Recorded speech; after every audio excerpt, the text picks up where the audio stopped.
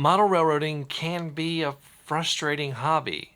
Add in recording literally everything that you do on a model railroad, and I've learned quite a few things. This is my 200th episode on my model railroad YouTube journey, and today I'm going to tell you what has gone right, what has gone wrong, and what I hope to accomplish. This video is brought to you with support from my patrons on Patreon. These videos would not be possible without them, and if you'd like to join the Patreon community, you can follow the link in the description below and join for as little as $1 a month. In preparation for this episode, I asked my patrons for some topics that they would like to see me discuss. This includes work-life balance, failed experiments, and even some pretty big upheavals in my life during the channel. We're going to talk about all of that today. Get ready to hear some real, honest talk here. The first thing I want to address is work-life balance. Now, I am a husband to a wonderful wife and a father to a set of amazing twin toddlers, and I'm a full-time video producer outside of this channel. That is a lot to balance, and sometimes I don't balance it that well. There have been several occasions where I was slamming together a video at 11:45 the night before. Actually, last week's was that way. That's not how it always is, but you can see where it is chaotic. I do abide by a couple important self-imposed rules. The number one thing is family. First of all, my wife is an amazing woman and supports me in my endeavors. If I need to take an evening to work on a video, she doesn't mind. But I also love spending time with her. She's my wife. And if it comes down to train time or family time, I'm going to pick family time. Now, this does mean that I tend to work on my videos late at night or early in the morning. These are times of relative peace and quiet in our house, and this inadvertently inspired coffee and trains because I would need some coffee to get up and working. The second thing is to keep my full-time job separate and make it the priority. Now, I have an awesome boss who actually watches these videos. Hey, boss. And in the field that I work in, the knowledge that I get from running a YouTube channel is beneficial, but that's where the crossover ends. When I'm at work, I'm at work. When I am working on the YouTube channel, I'm working on the YouTube channel. The third thing is my kiddos. I enjoy model railroading, but I would not be doing it if I couldn't share it with my children. Right now, they're too young and will more than likely break something if allowed free rein over my railroad. But in a few years, when they can understand more things, I will play with them with my railroad, and I truly cannot wait. I already take them to train shows. In the meantime, I am more than happy to build Brio train sets with them. Now, my kids are 2, and I've been running the channel for 4 years. So how did I handle their birth? Well, luckily you can kind of see that coming, so I was able to plan. In addition to all of our work preparing for the twins' arrival, I worked furiously to prep content months ahead of schedule so that I would not have to worry about it when the kids were born. My kids' due date was in October, and my plan was to have the rest of the year finished out. Well, they decided to come early in August, which is a whole nother story, but I did have enough done to where I didn't have to look at the channel until November. So if you're a YouTuber with a busy schedule and a life event coming up, definitely plan to pre-make content. It will save you in the end. Now, this all sounds great, but what are some things that went right and what are some things that went wrong? If we look way back to the beginning of the channel, when I started, I created a plan for 10 episodes. I created these episodes and put them out. The one that really blew up of these 10 was my original DCC++ video. This is my first real launch off point, but that didn't do it alone. You see, I had a big lift from Vinny, aka BNSF6951. Now, Vinny does a great live stream every week on his YouTube channel that fosters such great camaraderie. It reminds me of a bunch of guys hanging out at a bar or a coffee shop and they're talking about trains. I owe him a lot from that initial boost. He got me over 100 subscribers real quick from his mention. I know that there are many others who can say the same. The most unexpected success I had, though, was dollar store model railroad finds, and I'll link that entire series at the end of this video. The concept for these was that I actually needed a bit of a breather video that was easy to produce each month. I've been going crazy with producing at the time some really takes a while to produce type of videos. And I came up with dollar store model railroad finds. But little did I know that this would become one of my first really big popular series. And my channel grew steadily with occasional spikes in growth. Then in October of 2020, my channel was hacked and I lost everything. The channel was stolen, then it was sold and used for a cryptocurrency scam before being deleted. I've gone over all the details in a couple of videos back when this happened and I was able to get the channel back, and I'll link that at the end of this video. A lot of people pitched in and helped me out in getting me back on my feet, and one of the biggest was Ron's Trains and Things. He reached out and helped spread the word, and through some work I was able to get my channel restored. I cannot really explain the growth that happened after I got the channel back, other than more people were made aware, but my single biggest video came out less than a month after the channel returned. And this has really led me to the current state of my channel. Before we talk about that, I thought I would show you my current studio setup. Alright guys, let's go take a look at my studio / layout room, and here we are. It's actually not that big of a room. It's the smallest bedroom in our house, but you can see that I have the layout right here, and yeah, that's probably what you see most of the time. But if you're talking about all of the behind the scenes stuff, so you guys have what you see in your shot, but this is what I see in my shots. I'm going to go over some of these lights right here. Let's see here. The first one you have is what I call it's called a key light. This is the one that goes over my desk. This is an Aperture 100D. It has a softbox on it with a grid. That's the thing that you're seeing right there. And then I also have an Aperture P60X, and that is just for illuminating this section of the layout. And then normally I have another Aperture P60X right here, but my P60X, the software messed up in it, so it is off to be repaired. So this is just a backup light. This is a GVM light that I have that's more of my portable setup. So, and then if you look right here, I've also got my little Wii lights that color change and everything, but also illuminate the layout. So over here, you kind of got my workspace. So if I tilt down right here, you can see I have number one, I have this thing. This is what I use to get all of the motion tracking shots right here. This is a Moza SlidePod E, and I'll put the gimbal that this camera is on right here, and that's what gets me in my motion tracking shots. And then I've kind of got my little my junk corner, for lack of a better term, right here.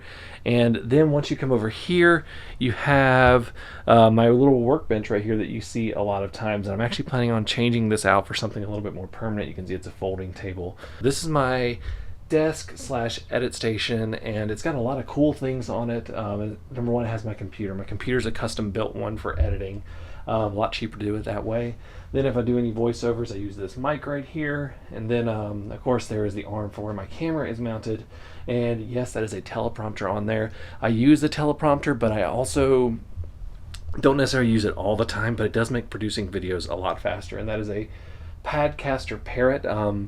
They run about $100, but for what they do, it's really, really nice. And then I have my mic right here. I have a Rode video mic that just goes wirelessly to the camera, and then it's connected to a little Boya mic right here that I use for my audio. And it's on this boom system right here that connects to these Manfrotto auto poles, which can kind of just I have two of them that hold my lights up, so I don't have to have light stands everywhere. And these can span, I think, up to 12 feet. And they're really great. You want to brace them, and then I just have all my lights clamped on there. But if you look at my desk, you can see I have my little my programming station, my little programming track right there. I've also got a little stream deck that I use to switch when I do my coffee and trains. I actually try to record those as live, and that lets me make them a lot faster than I would just editing them. And then I also have, you see a hard drive there. That is a Lacey Too Big RAID that basically has two hard drives in one that keeps my stuff backed up. So if one crashes, I'm not going to lose everything. So this is my entire studio. I really hope you guys enjoyed this. It's actually the smallest bedroom in our house, and it's not that large. And I think I've used the space as best I can. I really hope you guys enjoyed that. Now, I'm going to go over what caused some of my growth in a bit, but I'm going to first go over some of the things that have been a challenge or just an all out failure. You guys know that Coffee and Trains is on Thursdays, but a lot of you may not know that I tried not one, not two, but three different types of videos for Thursdays. The first was a preview video right at the beginning of the channel, which just kind of previewed what was coming up on Monday, and that just flat out wasn't a good idea given the way that the algorithm works, but I didn't know what I know now.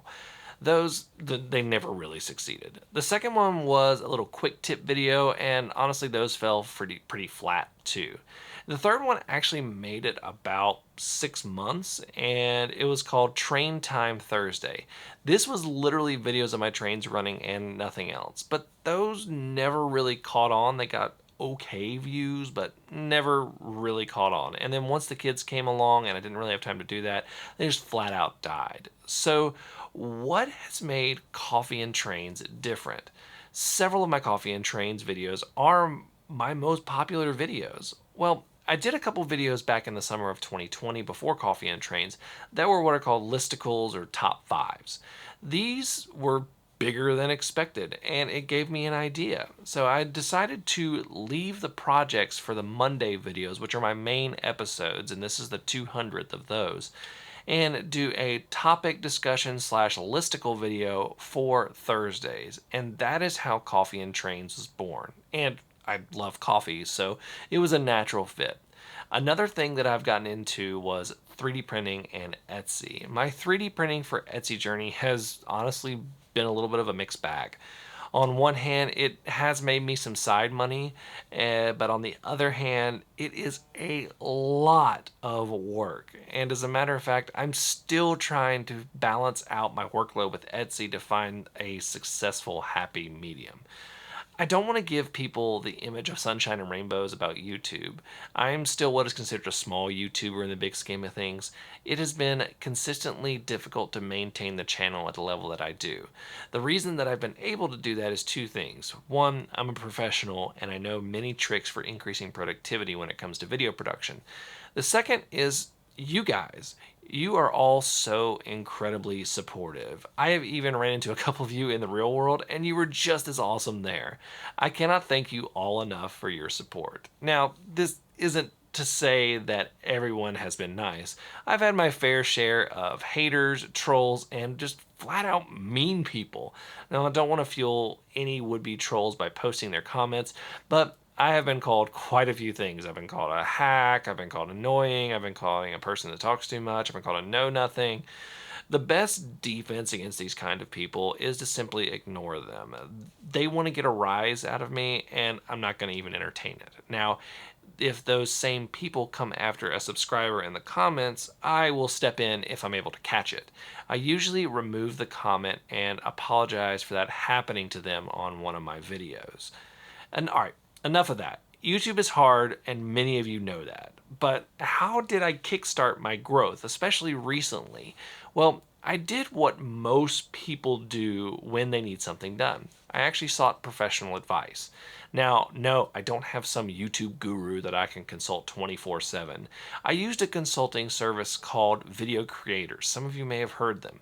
Specifically, I listened to their free podcast, which you can get a ton of great information from, and I recommend if you're trying to grow on YouTube, you need to listen to that podcast. It comes out once a week on Mondays and is just a wealth of knowledge. Just go back and listen to all the episodes. But that's not all I did. I actually purchased a course from them called 30 Days to a Better YouTube Channel. Now, I'm not going to go into specifics on what the course teaches because that is their propriety, there's their property that they sell, and that's their proprietary methods. But you need to understand something about my channel when it comes to this. My number one goal overall with the channel is to educate and inspire model railroaders, especially beginners. But that takes resources, which is why I do run the channel like a small business. This course is not cheap. It's a $200 course. For the YouTuber who is out there to have fun, I just don't get that. But if you are truly looking to turn your YouTube channel into a business, whether it's a little side hustle for hobby money like me, or you want to make it a full-time job, 30 days to a better YouTube channel is a great place to start. I'm not a paid sponsor. I'm not anything like that. It really does work, and it gives you a lot of great tips. I'm going to put a link to it in the description below. If you want to see the results, here's a screenshot of my views from when I started implementing what I learned from them. And I will tell you, it's not what you think it is in terms of what they teach you. So what does the future of this channel hold? Well, quite a lot. I have a lot of items on order for several different projects, including MRR2, which I'm really excited about, a garden railroad, which I'm also super excited about, and a couple of other really cool projects, including a foray into the world of Lionel, which is pretty cool because I live about 45 minutes from their world headquarters. I am planning on quite a few different things over the next 18 months. I'm also currently in the middle of updating the design of my 3D printed buildings to sell, and I am always planning more cool videos. I'm currently actually planning my 2023 videos. I've started that process. Running a YouTube channel is tough, and it can make you hate the hobby that you love. But for now, at least, I'm still loving every minute of it, and that is a large part thanks to you guys. I want to say thank you so much for watching these past 200 episodes. Here's to 200 more. Until next time, I'm Jimmy from the DIY and Digital. Stay safe, be kind, and happy railroading.